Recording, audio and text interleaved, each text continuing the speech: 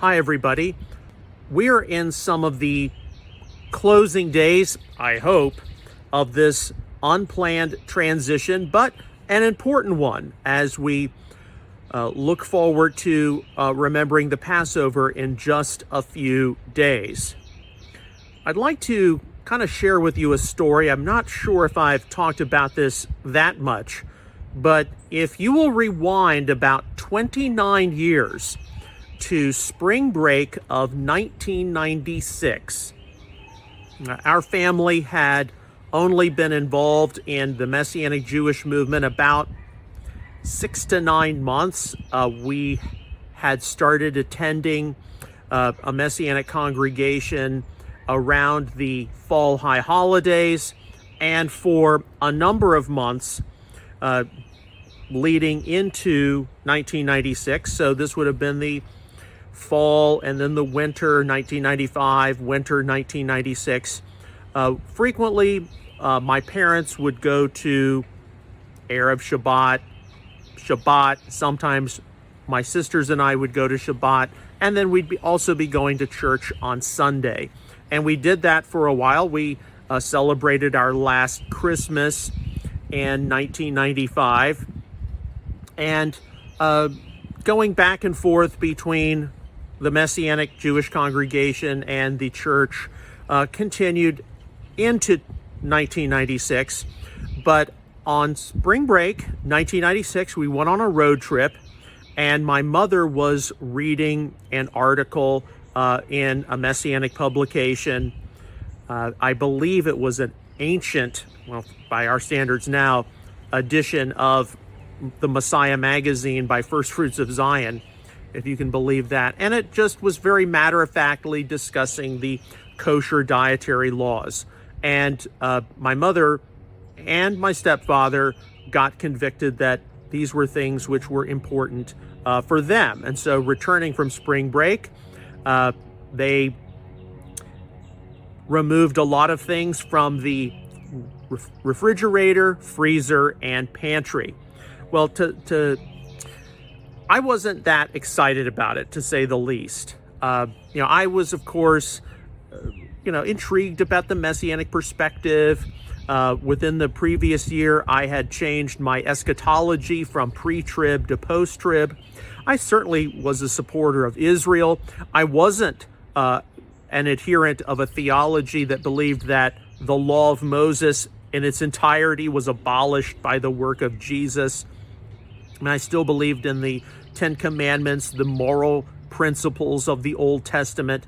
And so for them to, start, pulling bacon and shrimp out of the refrigerator and freezer, I'm like, well, okay. I mean, if you want to do it for health, but, you're not expecting me to do this, And so, from in the spring of 1996, I had bacon and shrimp and ham, and I would eat it out of the house.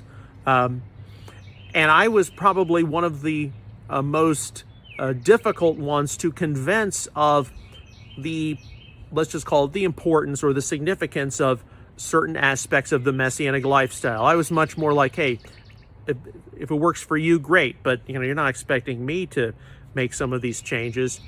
And indeed, into the summer of 1996, and that's when we started getting exposed to the importance of Israel in the end times.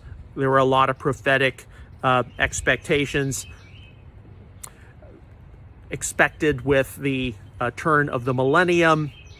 And so a lot of our family's theology was in flux, and it was a learning experience.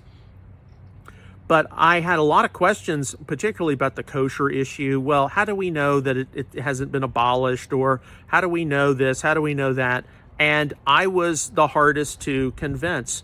And indeed, over the next several years, because of the, certainly in the late 1990s, dearth of detailed materials on a lot of these subjects, not only did I have to investigate a lot of these things for myself, but I also had to investigate them for myself to convince myself that they still had some relevance and importance, and that they were useful for Messiah followers.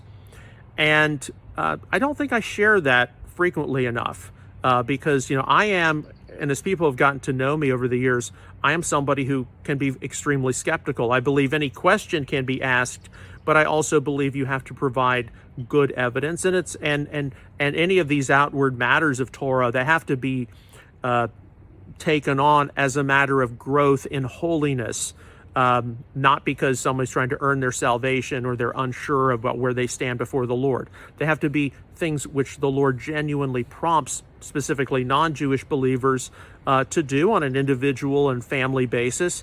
They have to be part of their growth in holiness. And as good as things like Passover are coming up, what does it mean for us to do these things in a Messianic Jewish community and Messianic Jewish space? Because, we're going to be having some of our good Messianic Jewish friends over to this Seder. We're going to certainly be discussing what's been going on the past year and a half in Israel.